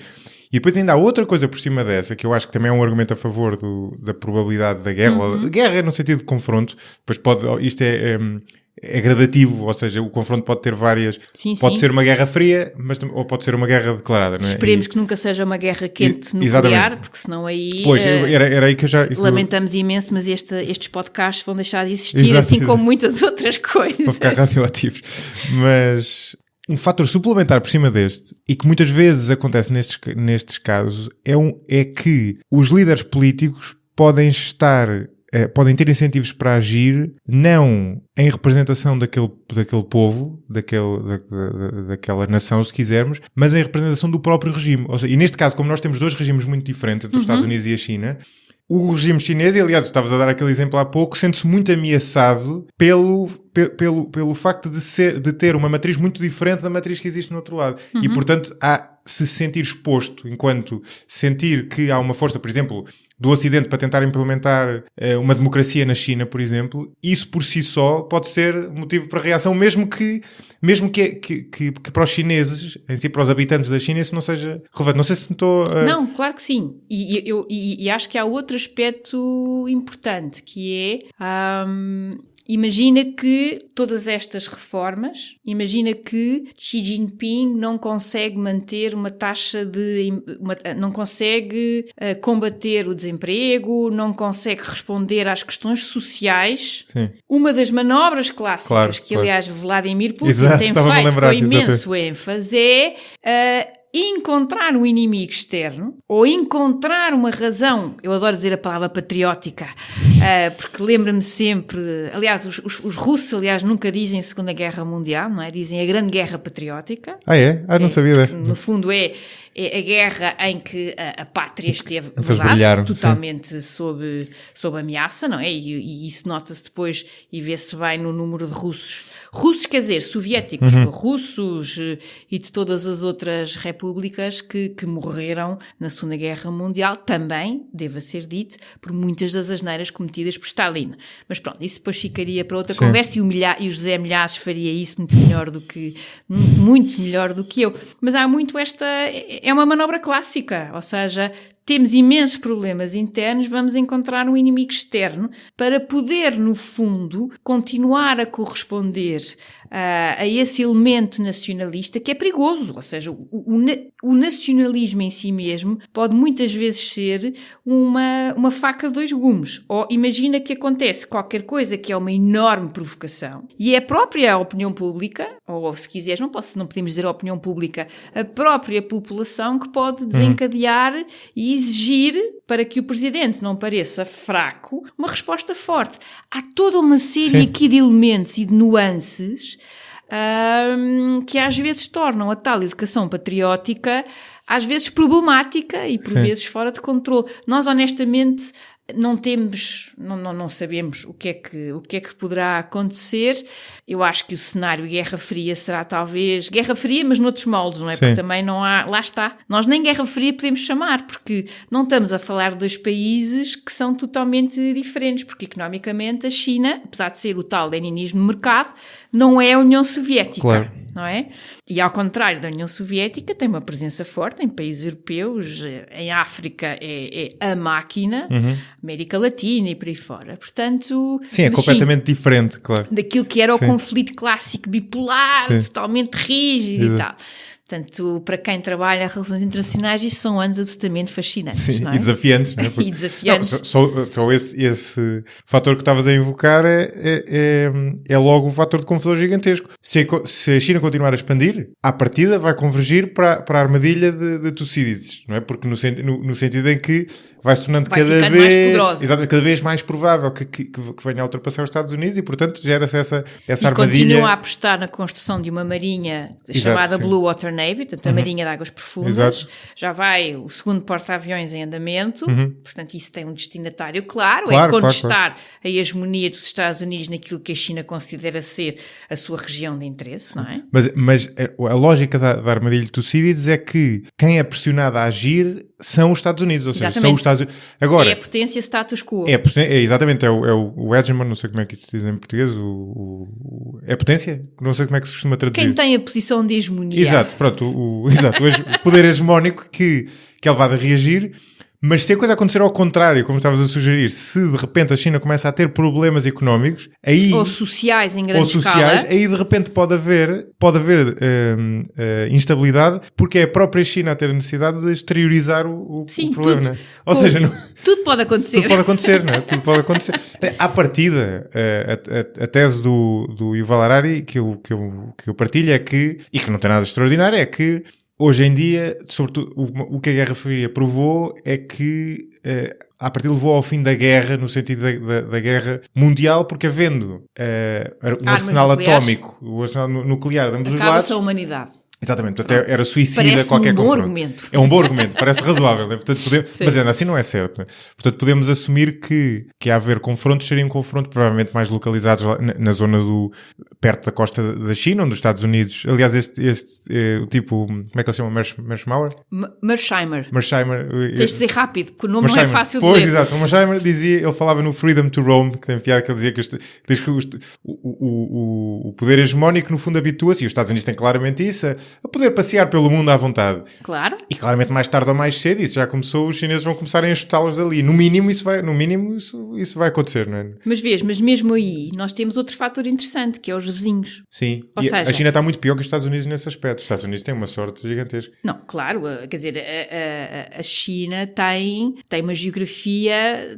Aliás, eu aos meus alunos começo sempre, as aulas de estudos asiáticos, começo sempre com o mapa em que os Estados Unidos estão no centro, que é quase a geografia perfeita, não é? Duas costas, dois oceanos, exato. Um vizinho a norte, um vizinho a sul, e o Alasca, vai lá, que faz aquela pontinha com a Rússia. Aliás, era russo, não é? Depois o czar, por razões financeiras, teve que vender o Alasca em 1867, que maçada, não é? Sim. E, portanto, na altura houve uma grande discussão americana. Agora, eu acho, era daqueles grandes ses, não é? Como é que teria sido a Guerra Fria se o Alasca fosse soviético? Tinha tido muito mais interesse, ou talvez muito mais mísseis de Cuba em versão Alasca, não é? Exato. Mas a crise dos mísseis do Alasca. Claro, a crise dos mísseis era mesmo ali, que horror. Faz sempre, e depois mostra a geografia da China, que é uma série de vizinhos, não é? E vizinhos bastante problemáticos e complexos. A relação da China com a Índia é uma relação complexa e difícil. A relação da China com o Vietnã, para o Vietnã, o seu inimigo histórico é a China. E, portanto, o que explica porque é que o Vietnã, país que tem, obviamente, uma relação peculiar com os Estados Unidos, uma história peculiar com os Estados Unidos, que fez tanta força para entrar na tal parceria Transpacífico. Porquê? Porque também há uma necessidade de muitos países ali à volta de fazer o contrapeso à própria China. Porque, do ponto de vista comercial, eles são esmagados. Quer dizer, eles estão a lidar com um colosso que está mesmo ali ao lado. Portanto, esse também é outro fator interessante, é perceber até que ponto é que, e essa era a grande razão por detrás deste instrumento da administração Obama, que era este pacto económico-comercial. Não é? No fundo, era encontrar uma forma de fazer frente ao domínio da China em toda essa região. Sim, era o pivot to Asia, não é? Era, que depois foi mudado para rebalancing porque alguém achou que pivô tinha um nome, uma conotação muito militar, enfim. Ah, é? É, portanto, são assim umas nuances, todas elas muito interessantes, mas que na prática é exatamente o mesmo. Sim, mas este aspecto... o aspecto da geografia é muito importante. Há um livro como é que ele se chama? Do Tim Marshall, que é Os Prisioneiros da Geografia, que tem muita piada. E há outro ótimo também do Robert Kaplan, The Revenge of Geography. É mais ou menos o mesmo argumento. Pois, a geografia, apesar de tudo, continua a ser absolutamente fundamental, não é? Exatamente. Esse é o ponto engraçado do livro. Eu só li o do Tim Marshall, o outro, que é um livro de divulgação, mas é interessante por trazer de novo para cima da mesa aquilo que é fácil de ignorar. E a China, por exemplo, os Estados Unidos, a benesse enorme que os Estados Unidos têm geográfica. É uma coisa incrível. Não, aquilo só ajuda a contribuir para aquela ideia que eles têm, que não é eles têm, que alguns deles têm, que são abençoados por Deus, porque de facto aquela geografia, não é? E que também obviamente é fruto de uma conquista territorial absolutamente dramática, não é? Quer dizer, aquilo que acontece aos índios, não é? Aquilo que acontece aos mexicanos e tudo aquilo, quer dizer, aquilo é um processo de conquista. Sim, os índios então Meu Deus, não é? É um problema não resolvido culturalmente, porque aquilo sim, aquilo foi uma chacina, não é? Sim, uma chacina autêntica. Mas aquela geografia hoje em dia, quer dizer, não se podia pedir melhor, não é? Sim, é o melhor bairro da cidade. Não. A China não. A China tem. A China parece muito mais a Rússia nesse aspecto, né? Aliás, ele chama a atenção. A Rússia tem aquele problema ao Ocidente, né? Tem aquele, como é que é? A grande planície. Já não sei qual é o nome técnico daquilo, mas é aquela planície, aquela zona da Europa onde está a Polónia, que vai quase até França, salvo erro, e entra ali pelo norte da Holanda, e pelo leste vai quase até Moscovo, que é uma parte quase plana, onde eles são ultra permeáveis, né? E a China, se não tivesse Xinjiang e o Tibete, também estava assim. Exato. Daí a importância para eles. Entre outras coisas, dessas duas províncias chinesas, não é? Depois o Tibete, e coitados dos tibetanos, depois tem outra grande vantagem, que são os recursos hídricos. Sim. Ou seja, os rios nascem todos lá, não é? Os rios que nascem lá e que são, para um país, lá está, que tem problemas de água potável e que necessita imenso de água, e a água já é hoje em dia, e será certamente uma das grandes fontes de conflito neste século XXI, é absolutamente fundamental. Aliás, todas aquelas propostas de construção das barragens nos grandes rios chineses, que obviamente os indianos, o Bangladesh, o Camboja não acham graça nenhuma, porque vai implicar com o caudal dos rios. Claro. É, aliás, uma das grandes fontes de conflito naquela região e, portanto, mas depois também podíamos pensar o Afeganistão, embora neste momento o Afeganistão e a China sejam muito amiguinhos, mas depois também, lá está, a própria Índia, há conflitos territoriais que ainda não estão de todo resolvidos, para além do facto do Dalai Lama continuar a viver em Dharamsala, no norte da Índia, a relação com o Vietnã é complicada, a Coreia do Norte é sempre um drama, apesar de todo o entusiasmo nestes últimos tempos. E depois, como se tudo isto não bastasse, a relação com a Rússia também não é fácil. Os chineses não esqueceram que o Império Russo, e que depois Stalin obviamente não devolveu, ficou com imensos territórios nos tais tratados desiguais, e toda aquela República Popular da Mongólia era a província da Mongólia exterior da China. Portanto, não é uma vizinhança fácil, e a China gasta muito do seu capital diplomático a gerir as relações com esta mais de uma dezena de vizinhos, não é? Depois, como se tudo isto não bastasse, tenta expandir-se para o mar, tem os sul-coreanos, tem os japoneses, tem Taiwan ali e tem aquela marinha norte-americana a passear ali de um lado para o outro, e pronto, e portanto isso também nos ajuda a compreender as tais ansiedades, e como por todo, mesmo quando nós estamos a falar de racionalidade e de linhas de comunicação abertas, que é aqui fundamental, por vezes um lapso, um encontro que não corre bem, um tiro que não devia ter saído, sei lá.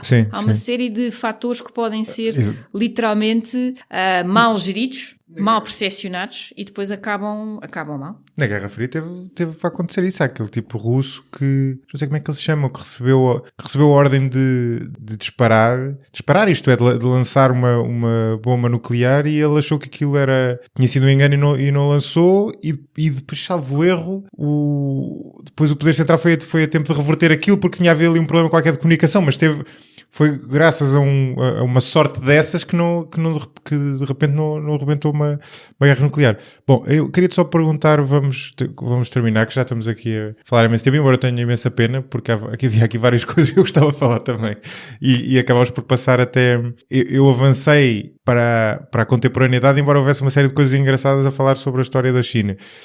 Queria-te só perguntar, porque acho que é demasiado interessante para não terminarmos este tema, em relação a esta questão do futuro das relações China-Estados Unidos sendo o grande poder. Eu depois não cheguei a perceber, tu concordas com a tese do Graham, como é que ele se chama? Allison? Do Graham Allison, ou discordas? Ou por outra, se tivesses que pronunciar, era a favor de conflito ou a favor de manutenção da paz no médio prazo? Nem uma nem outra. Conflito, não estou a falar de conflito nuclear. Não. Então, pera, vamos fazer de outra forma. Sim, então vamos fazer de outra forma para não teres que estar a atravessar. Eu queria perguntar a tua opinião em relação aos meus argumentos contra essa tese que eu não cheguei a dar. Um deles é a questão do nuclear, não enquanto dissuasor, mas pode-se argumentar que haverá uma guerra fria. Há a questão da integração comercial, obviamente, mas depois também há outros fatores que eu acho interessantes. Sobretudo há um fator que para mim é essencial, é o facto de há obviamente mais a perder hoje em dia com a guerra do que havia antes, por causa do nuclear, mas há também menos a ganhar. Ou seja, tirando aqueles estados ali do Golfo, é que de facto têm recursos naturais muito importantes, e não sendo de sumenos isto que nós falámos, da questão hídrica e tudo mais, a verdade é que hoje em dia o principal ativo de um país avançado, como por exemplo os Estados Unidos, não está nos recursos naturais, sendo eles muito importantes, mas o principal ativo é o capital humano. O principal ativo de uma economia, da maior parte das economias desenvolvidas, é o capital humano. Portanto, a guerra no sentido tradicional de conquista de espaço para se apoderar dos recursos que lá estão, acaba por ficar em segundo plano. Ou seja, ao fazer o exercício que o Graham Allison faz, eu não li o livro, mas pelo resumo que ele faz, no fundo ele faz um levantamento histórico de todas as situações em que houve uma situação análoga a esta e calcula que na maior parte delas houve guerra, mas nenhuma dessas situações é comparável à atual, porque neste caso não há, o território sendo importante não tem o peso que tinha historicamente. Não sei se concordas comigo. Não, claro que sim. Eu acho que nós vamos continuar nesta tal Guerra Fria, mas que lá está, não é de toda uma Guerra Fria clássica pelas razões que nós já falámos, e vamos continuar aqui nesta situação de grande rivalidade. A minha única preocupação é justamente uma destas situações que são voláteis e que podem, no fundo, fazer com que se perca o tal controle. Também porque, e nós começámos aliás o nosso programa com esta ideia, é verdade que há muita opacidade do lado da China, mas eu também te confesso que há muito da política externa norte-americana que eu ainda não sou capaz de compreender.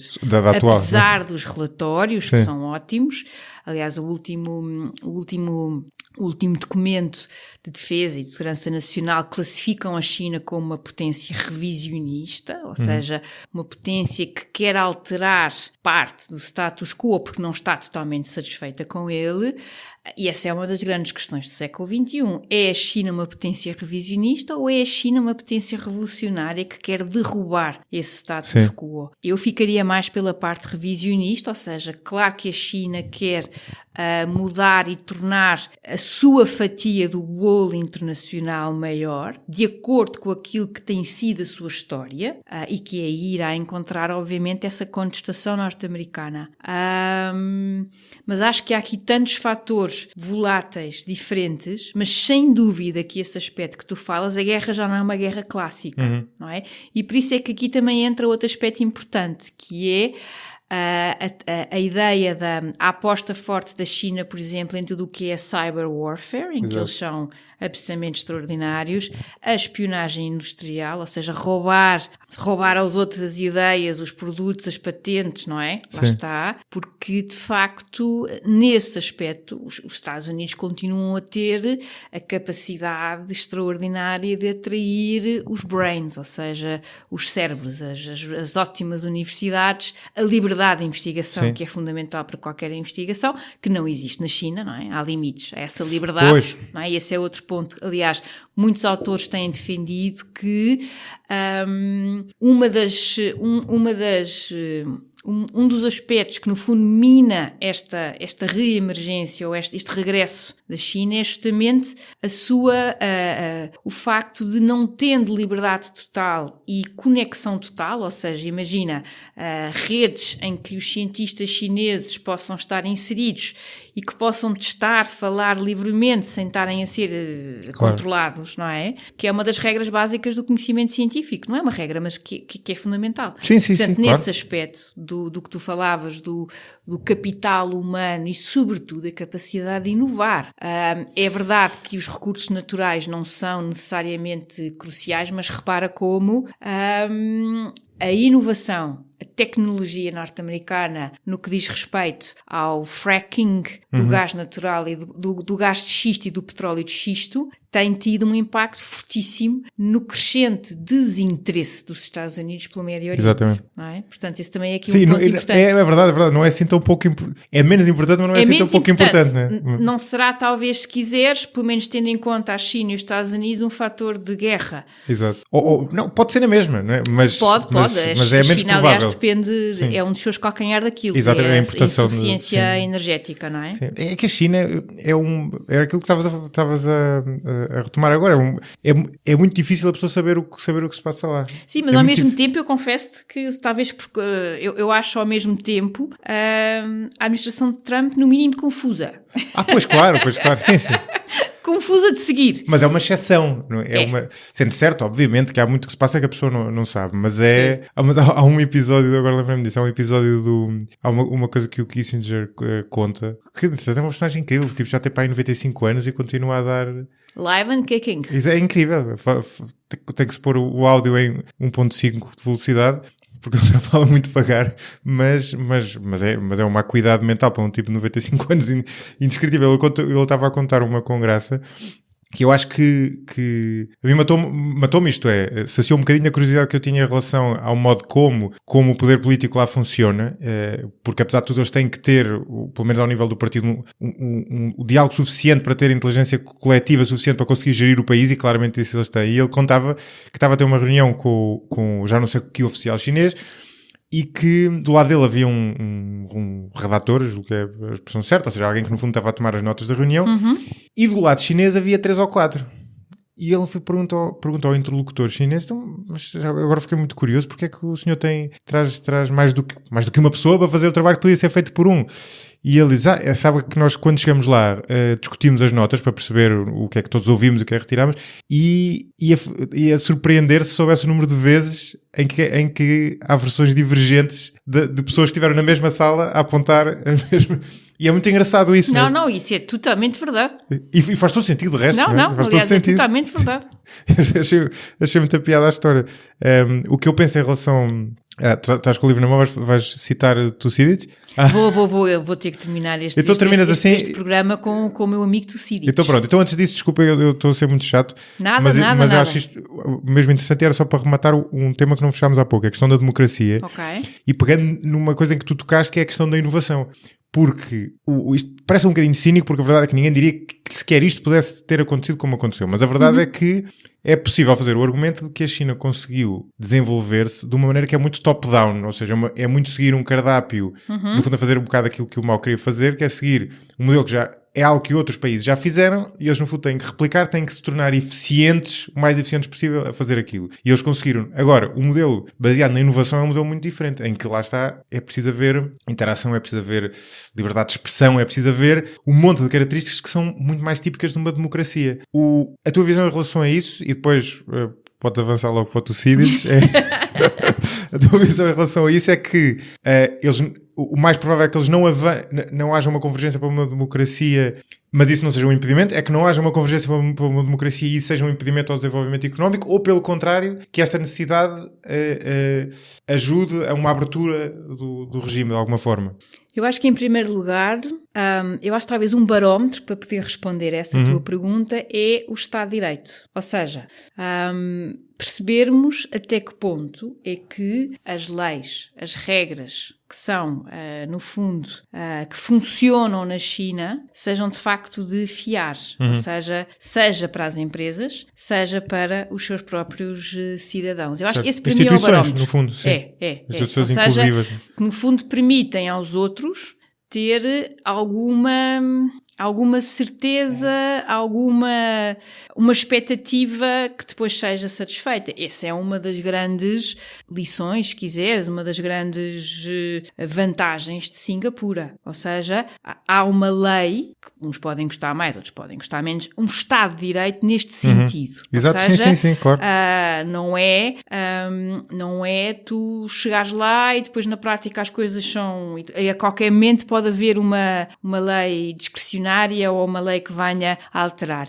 Eu acho que a China provavelmente caminhará mais nesse sentido do que propriamente num caminho democrático liberal como nós estamos habituados a ter. Mas é justamente pegando nesta questão da democracia liberal, vês? Afinal, fiz aqui já a ponto lindamente, com a qual eu ando muito preocupada, e acho que as nossas democracias liberais têm sinais claros de que não estão nada bem de saúde.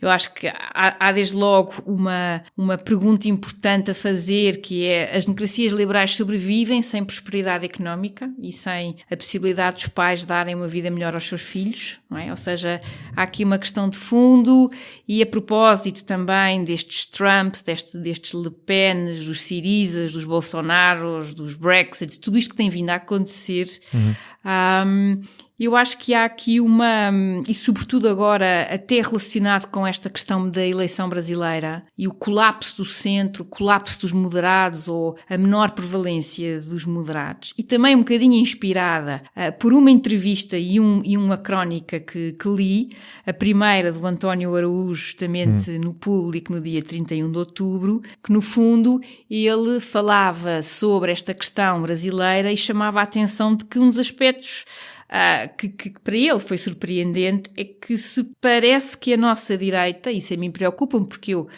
sou de direita, é menos liberal do que nós estaríamos à espera. Ou seja, há aqui, ou do que se julgava, eu penso que é essa a expressão correta do António, ou seja, eu acho que há aqui uma tentação de alguma direita em temos que aceitar Trump, temos que aceitar Bolsonaros, e eu, muito honestamente, eu não consigo perceber, para mim é incompreensível. Quer dizer, Trump não é um homem de direita, Trump não é um conservador. Sim, claro. E Bolsonaro é a mesma conversa. E, portanto, é autoritário, mas não é conservador. Nada de todo, não tem nada a ver com aquilo que deve ser a direita. E, em segundo lugar, um belíssimo texto escrito pelo Adolfo Mesquita Nunes no Diário de Notícias, em que ele, no fundo... Tem muita piada, desculpa interromper-te, mas tem muita piada, estás a falar disso. Sim. Porque eu entrevistei-o para uma série que eu vou fazer a falar com pessoas de várias convicções políticas. Tivemos uma conversa muito próxima disso que estavas a sugerir, e ele falou-me desse texto que ainda não tinha publicado, portanto agora tem graças... O texto é belíssimo, o texto no fundo... Mas ele não tinha publicado, ou seja... Ele ia publicar. Ia publicar, portanto tem graça. E publicou no domingo, no dia 28. Sim. E que no fundo... ele fala daquilo que é uma coisa que nós não damos muita atenção, mas que é a polarização da linguagem. Ou seja, para a direita, tudo o que saísse fora da economia de mercado é extrema-esquerda, e para a extrema-esquerda e para a esquerda, tudo o que sai fora do que deve ser o progressista de proibir é extrema-direita. Exato. E às tantas ele escreve qualquer coisa como: se tudo é fascista, nada é fascista. E, portanto, juntando essa à outra... eu gostava aqui de terminar este nosso programa, até porque já despachei, entre aspas, o livro recomendado. Sim, exatamente. Eu gostava de vos trazer uns parágrafos do meu amigo Tucídides, em que, no fundo, ele mostra-nos como uma sociedade se vai polarizando até chegar à guerra civil. E às vezes é interessante nós lermos estes textos e pensarmos que às vezes os nossos problemas, os nossos dilemas e aquilo que nós vivemos não é assim tão novo. Ou seja, já houve no passado muitas pessoas que passaram por essas situações. E então, o meu amigo Tucídides diz-nos o seguinte, no fundo, descrevendo esta sociedade que se vai toda ela polarizando. Diz ele assim: mesmo as palavras tinham de mudar o seu sentido habitual e adaptarem-se ao que se pensava ser próximo das necessidades. A audácia, já irracional, passou a ser considerada como coragem fiel. Hesitação prudente, uma refinada cobardia. Moderação, considerada como um jogo premeditado, sem coragem viril. Ter visão global das coisas correspondia a ser incompetente em tudo. Avançar freneticamente e de cabeça era considerado digno de um verdadeiro homem. Querer decidir com segurança não passava de um pretexto bem falante para se escusar. O homem radical é sempre de confiança, o que se lhe opõe é suspeito. Quem tem sucesso a conspirar é esperto, quem descobre uma conspiração é ainda mais esperto. E foi assim que toda a espécie de iniquidade se implantou devido ao tumulto revolucionário no mundo helénico. O que era comportamento civilizado do qual fazia parte algum sentimento nobre, era objeto de troça e desapareceu, enquanto a sociedade ficava dividida entre si em toda e qualquer opinião, sem que confiasse em ninguém. Não havia forma de congraçar as pessoas, nem palavra que merecesse crédito, nem juramento que merecesse ser digno de temor. Todas as fações que eram mais fortes apoiavam-se no calculismo, dentro da falta de esperança, numa situação que era para continuar, e tomavam precauções para não serem prejudicadas, em vez de confiarem. Eram, pois, os que careciam de visão apropriada que levavam a melhor. Por temerem as suas próprias deficiências e a capacidade dos seus adversários, para que se não vissem inferiorizados nos debates e para evitar que não fossem surpreendidos pela habilidade e a análise dos outros, precipitavam-se com temeridade na ação. A parte contrária pensava com arrogância que conseguiria saber tudo com antecedência e que, de alguma forma, era necessário recorrer à ação, mas sim ao que a análise dos factos providenciava, foi vítima, frequentemente, de não se ter prevenido. Por acaso é extraordinário, isso é de uma atualidade tremenda. Incrível, né? Incrível, por acaso. Eu agora se calhar já não vou a tempo. Ia-te perguntar qual era a página. Este texto, ou seja... Isso é a edição da Gulbenkian, não é? Eu já devia ter começado por aí. É a edição da Gulbenkian, com a tradução do professor Rosado Fernandes, e... Eu li, eu saltei aqui uma parte no meio para não estar a ler tudo. Só para... É as páginas 317, 318, 319 e 320, e isto diz respeito ao que depois foi a Guerra Civil na Córcira, que hoje em dia se chama Corfu. E portanto ele no fundo, ele aqui mostra como uma sociedade que antes era uma sociedade unida, normal, entre aspas, se vai deslaçando. E sim, eu acho que há claro. aqui muito... Há imensos paralelos, é incrível. O não querer debater, porque obviamente sabe que é inferior, lembra-nos logo de várias pessoas, não é? Sim. E por aí fora. É incrível. Olha, obrigadíssimo, pode parecer que eu digo isto sempre, mas não é verdade, foi das melhores conversas que eu gravei no podcast, mesmo tenho pena de não... Temos que fazer uma sobre futebol. Sobre futebol, exato. Sabes que eu sou do Porto, portanto... Oh, meu Deus, agora é que ele diz isto, meu Deus! Só disse no final.